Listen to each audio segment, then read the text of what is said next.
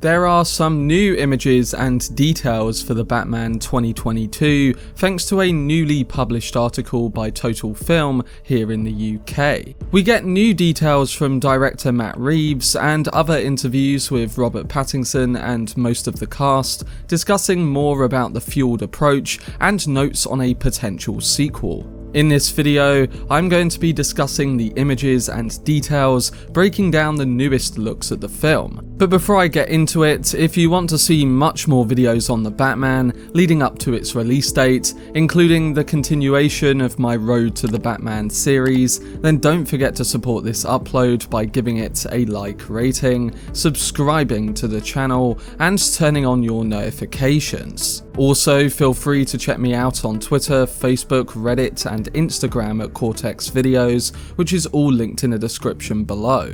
But without further ado, let's discuss the new images and details for the Batman from Total Film. So in the new issue of Total Film magazine, we get plenty of new details and in-depth discussions about the Matt Reeves adaptation of The Dark Knight. All the details and images I'm going to be discussing were shared by a great Batman account on Twitter called The Art of the Batman, and I'd recommend following them for constant updates on the new film. There was also the stunning cover art that came along with this article too, and it makes me wonder why they didn't use this as the official poster over the floating heads one we got last week. I will say though that the marketing and posters that previously released were really strong, so I'm not complaining or anything. I just really like the subscriber cover they used here and think it would make for a much better poster. But coming to the article and details within the magazine, we get a lengthy interview with Matt Reeves, who clarifies his love for all of the adaptations before and how he's approaching his Bruce Wayne, his tech, and the arc of the character. The director said, "I loved Batman since I was a kid, and I was introduced to the character through the Adam West TV series. The show came out the same year I was born. Every time that the movies came out, I was a huge fan. I just never thought that the opportunity would come my way." He continues by discussing the Caped Crusader's new gear and the practical essence being brought with that. He's on this obsessive mission. He's a rich guy who's able to use the money to do this stuff, but he's doing it himself. So I wanted, at a practical level, for you to see the seams in everything that he's doing. In the suit, you can see the seaming in the cowl. You can see that he's doing this all himself. You can see that he's building this car in his garage. You can see the crudeness of it. There had to be a certain unfinished, not polished quality to it. Obviously, the car needs to perform, so I thought it should be like a muscle car, and the suit needed to protect him so that both of them have another purpose, and that purpose is to intimidate. There's a kind of horror aspect that's part of his intent, because his idea tactically is that he believes that if he can use fear, he can intimidate the criminal element. So the Batsuit and the car had to be able to materialize out of the shadows in a way that was provoking a kind of monstrous side.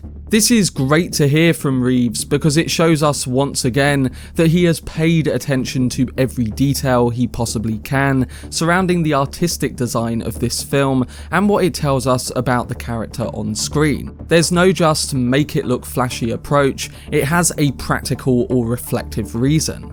And Reeves also importantly highlights that this film is going to feel complete as a story and not just act as a setup to a much bigger tale. The director says, "You can't make something that's like, this is chapter 1. You just can't. You could do something that could be chapter 1, but if it doesn't stand on its own, you're not really doing anything." So what was important for me was to set out an arc for this character that would be an arc we hadn't seen in the films before, because we had to find a way to make this story mine. The hope is that the world that we've created is something that draws people in, that people get engaged in this character, and then that will mean that there'll be more stories. And so in that sense, there could be a chapter 1. But as a movie, it's the entire story. This really is great to hear because it's something that I personally find in a lot of my personal favourite comic book movies, being ones that tell a complete story and aren't just focused on setting up something more important down the line. This is something that made the Dark Knight trilogy so iconic to me because every film felt like a new story within that world, with new genres fueling their sensibilities. So hearing that this will be done in a Matt Reeves way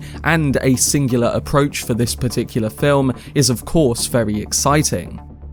And Pattinson himself addressed the same kind of point with mention of a sequel and the ending of this first film. He said, "When I saw it the first time, even from the first shot, it does feel incredibly different tonally to the other movies. And it's so strange, kind of sad and quite touching. It's a really unusual Batman story, and it almost seems harder for me to imagine it being a series afterwards. I mean, they always have that little bit at the end that's like, and coming up. But other than that, it feels strangely personal. I think people will be quite shocked at how different it is." So again, the idea of this being a complete story as one film, alongside it being the setup of a new trilogy, is something great to hear. And getting more into Pattinson's comments, the actor goes on to discuss some of the motivations surrounding why he took on the comic book role, and the amount of training he did for the parts. The actor said, "I was aiming for quite different stuff. Obviously, it's basically the jewel in the crown of the parts you can really get as an actor. But I'd never really thought I was anywhere close to doing it, and especially with the other parts I was attracted to at the time. I just kept obsessively checking up on it over the next year or so, and even my agents were like, 'Oh, interesting, I thought you only wanted to play total freaks.' And I was like, 'He is a freak.' Out of all of the comic book characters and that kind of movie, I've seen every single one of the Batman movies in the cinema, which I can't really say I've done for any other series. I was always really looking forward to them coming out. There was the combination of just being so attracted to it, but also feeling like it had had a lot of movies made about it, and none of them are bad movies. People kind of crap on some of them, but they're not actually bad. They all kind of completely achieve what they're set out to achieve, and they're all really interesting according to their time and place. I don't know, I just had a weird instinct about it, but I've always loved the character. He's got this enormous trauma inside him, and he's built this intricate psychological mechanism to handle it. It's like a really bad self-therapy, which has ended up with him being the Batman at the end as self-help.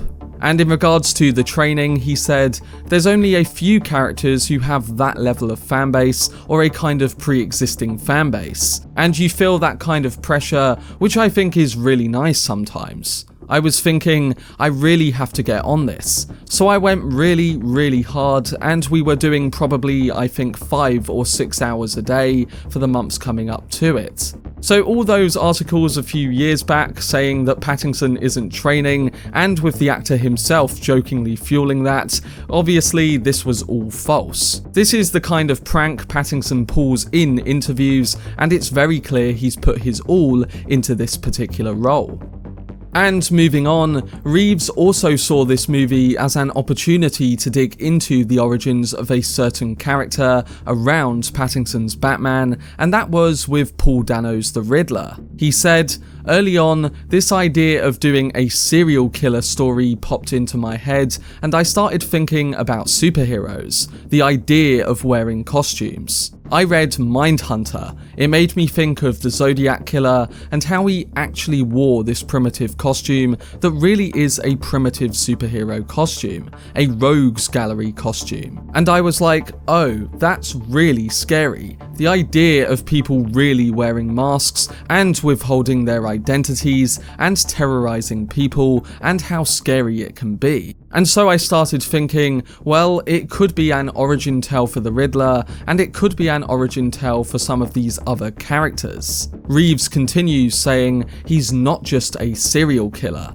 he definitely has a political agenda. There's a terrorist aspect to him. He is indicting the city for what it is, and one of the things he's doing with each of these crimes is he's attacking the so-called legitimate pillars of the city. The whole point of it was to put Batman on the path of trying to solve a mystery that was not only going to reveal the history of the city and why it's so corrupt, but that also is going to turn at a point and become actually quite personal. Paul Dano also weighed in on this personal take of the Riddler and his excitement for the role, stating, "I was sort of schoolboy excited. It's one of the few times when there's a really kind of shocking feeling of, I can't believe that I get to do this." The film offers a different take on the material, especially for the Riddler.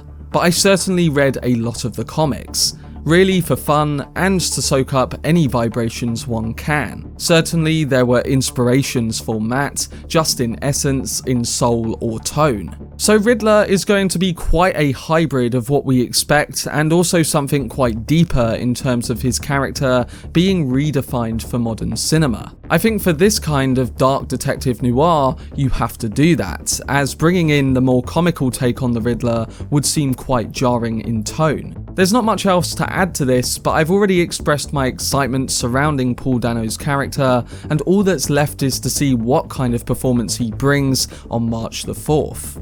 But other than Batman and the Riddler, there's a few more intriguing aspects to the other characters featured in the new Batman film. Colin Farrell talks about his Penguin, saying, "Every character has some internal fracture or struggle that is striving for repair in a variety of ways. Oz certainly has his share of ghosts. He's got some physical issues that left him with a severe limp. He doesn't take kindly to the name. It's something more whispered behind his back. For now, maybe he embodies it at a later stage. It felt like Mike Marino created this amazing marionette and asked me to help inhabit or animate it. I had no idea we were going to travel this route, but once we agreed on it, I got excited." John Turturro also weighed in on his inspiration for Carmine Falcone, saying, "There's these people in New York City like Robert Moses. He built most of New York. He was one of the most powerful men in America for years. He was corrupt, but he was certainly very powerful. That's what I thought of, whatever that can be called. I don't think someone who's old school thinks they're old school. I think they're normally like, well, this is how it is, and this is how I do business." Zoë Kravitz further talked about her take on Catwoman, where we initially meet her, and what her relationship is like with Bruce Wayne. The actress said, "Selina's not Catwoman yet. She's a girl who works at a bar, and so we get to meet her at a major crossroads where we see the glimpses of Catwoman, but she's not quite there. We get to see Batman and Selina meet for the very first time, which I think is a really special moment. They are both on the hunt for something. It's a really interesting dance. You really can't tell if they like being around each other, or if they can't get away from each other, or if they're using each other. When Selina comes into his life, it just throws such a wrench into that worldview because he basically only sees people as good or bad. They can be both. I mean, this was something I personally wanted more info on because we hadn't really had too much motivation for her character being connected in this story, or why her and Bruce have a connection, and this seems to have answered that. Plus, with her character's links to Falcone in the comics, I can see that being a big entry for her role in this story and the particular corruption of Gotham. And speaking of relations to dealing with corruptions, another actor who speaks about their character is none other than Jeffrey Wright, playing Commissioner Gordon. Wright said, "My Gordon is very much partnered with Rob's Batman. And so there is, as Gary Oldman once described it, very much a Watson to the Batman's homes in our storytelling. The thorn in his side is Gotham, just the larger environment and the issues that the city is facing, and the ways that it's fallen from grace, and the way that it has infected all elements of the society and the institutions within it, including the Gotham Police Department." Of course, it's cool to hear Jeffrey get some inspiration from Oldman, and as he speaks more about Gotham, it just gets me further excited to see how Reeves has built this character with the city that fuels the emotion of every character within it.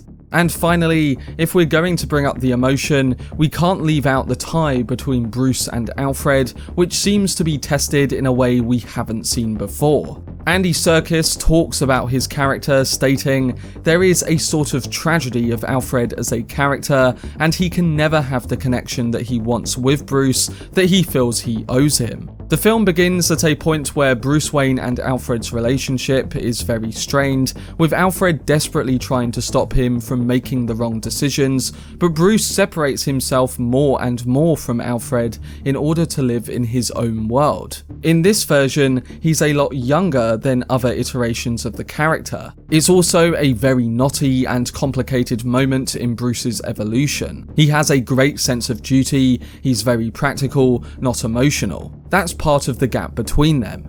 Bruce is an extremely emotional character, and the only other thing that really links them are skills, in the same way that the things that he was able to teach Bruce in his younger years were fighting skills and code cracking skills. So overall, it seems like all the supporting players are importantly interweaved into everything that takes place surrounding the situation in Gotham and the psychological state of Bruce or Batman. If this is the case, as the actors have said, then we can look forward to a film with high intensity and emotional relevance, doing what most comic book films fail to do when they bring big characters to the big screen. Hopefully this is the case, and I really just can't wait to see what kind of film we get next month.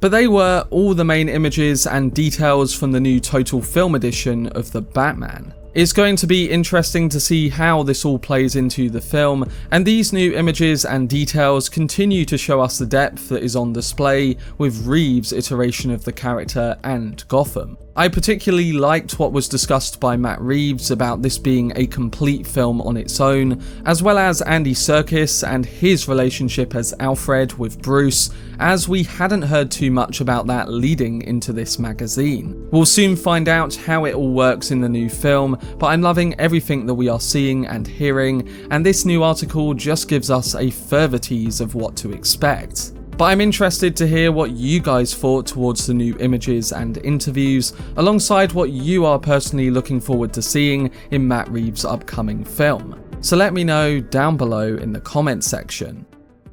For more videos surrounding the Batman leading up to its release next month, then subscribe to the channel and turn on your notifications. Also, if you enjoyed this video, remember to leave a like rating and follow me on social media via the links in the description.